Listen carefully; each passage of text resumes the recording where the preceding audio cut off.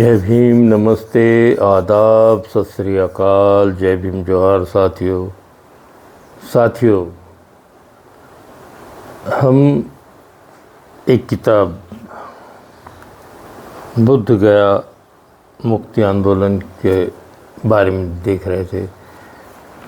तो एक जगह, एक स्थान ऐसा था जहाँ भगवान बुद्ध ने कड़ा व्रत किया, संकल्प किया, प्रण किया कि अब मैं जो कठोर तपस्या करने जा रहा हूँ, तो इस स्थान पर बैठकर चिंतन मनन जो मैं करूँगा वह मुझे बोधि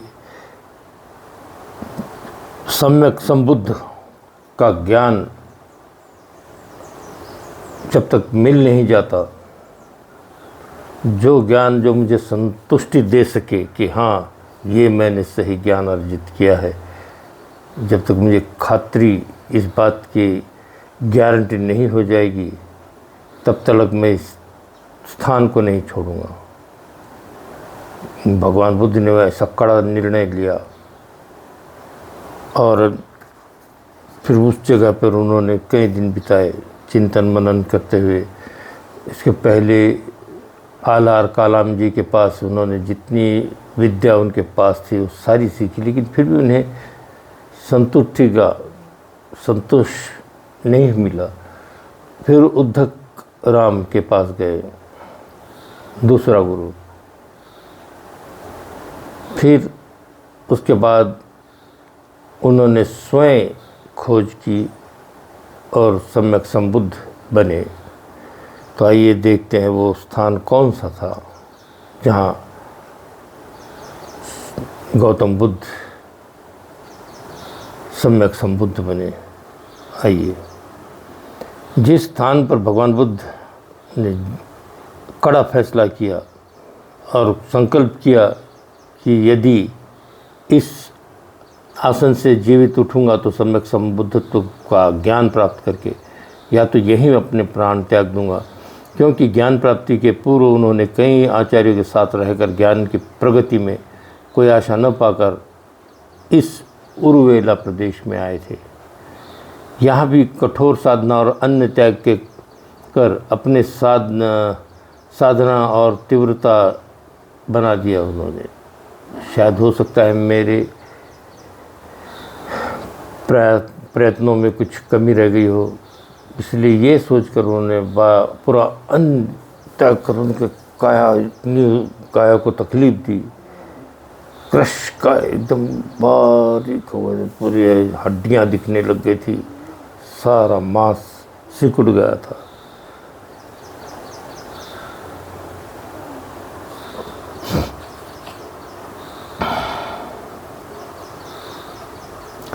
यहाँ भी कठोर साधना और अन्य त्याग कर अपने साधनों को और तीव्रतर बना दिया था, जिससे अपने शरीर अशक्त बन गया, परंतु ज्ञान प्राप्ति में कोई प्रगति नहीं दिखाई दी। वे सोचने लगे, इस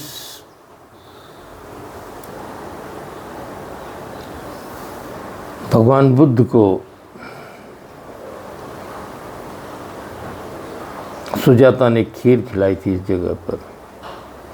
वो सेनानी बाला सुजाता अपने हाथों से खीर बनाकर उस दिन ले आई थी।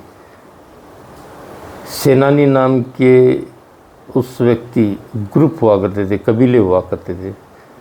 तो ऐसे कई कबीले हुआ करते थे। तब भी लोग अपने अपने दायरे बनाकर थे, अपने अपने ग्रुप बनाकर थे। कोलीय ग्रुप अलग, शाक्य ग्रुप अलग, पर ये राजा थे। मल्ल और लिच्छवी, ये अपने अपना साम्राज्य, छोटे छोटे इनमें गणराज्य जो कहते हैं, अपने अपने ग्रुप बनाए हुए थे और इनका अपना अपना साम्राज्य चल रहा था। यहाँ भी कठोर साधना और अन्न त्याग कर अपने साधना को तीव्रतर बना दिया था, जिससे शरीर अशक्त बन गया, परंतु ज्ञान प्राप्ति में कोई प्रगति नहीं दिखाई दी। वे सोचने लगे कि इस तरह से मैंने समय काफ़ी बर्बाद किया है अपने जीवन का। अगर कुछ मिलता ही नहीं है, ज्ञान नहीं प्राप्त नहीं होता, तो शायद मेरा जो तरीका है वो गलत हो सकता है।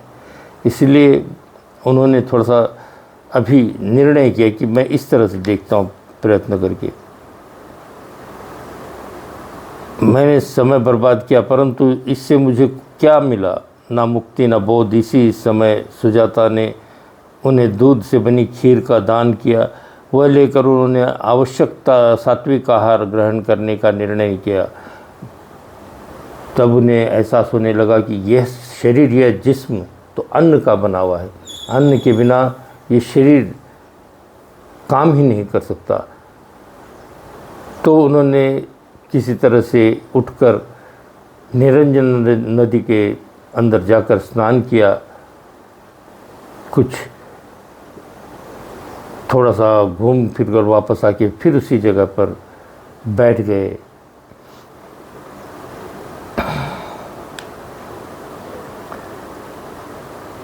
सुजाता ने दूध से बनी खीर का दान किया। वह लेकर उन्होंने आवश्यक सात्विक आहार ग्रहण करने का निर्णय किया।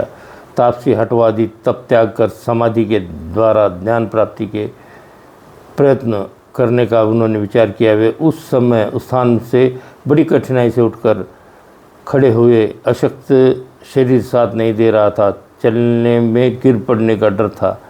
फिर भी वे उठे और निरंजन नदी में जाकर स्नान करने के बाद उन्होंने सेनानी बाला सुजाता द्वारा प्राप्त खीर का भोजन किया। कई दिन के बाद भोजन ग्रहण करने से उन्हें सुस्ती आ गई थी, इसीलिए वहीं पर थोड़ा आराम किया और पास में ही वनराजी में घुस गए। 114 फुट ऊंचा विशाल बोधि वृक्ष अन्य वृक्ष की अपेक्षा किसी सम्राट के समान खड़ा दिखाई दिया। उसी की छाया में पूर्व की ओर एक आराम से बैठने योग्य पत्थर पड़ा था। उन्होंने सोचा, मेरे साधना योग्य यही स्थान है। पास से ही घास लाकर लेकर जाने वाले घसियारी और क्षेत्रीय वहाँ का जो व्यक्ति है, जिस जगह रहते हैं, उन्हें क्षेत्रीय व्यक्ति कहा जाता है। वे उससे विनती करके उन्होंने थोड़ा सा घास लिया और घास बिछा दिया ताकि आसन थोड़ा सा नरम हो। कठोर आसन पर ये सुकुमार थे उस समय सिद्धार्थ, उन्हें इतनी कठिनाइयों का सामना करने की सोची भी नहीं थी कल्पना।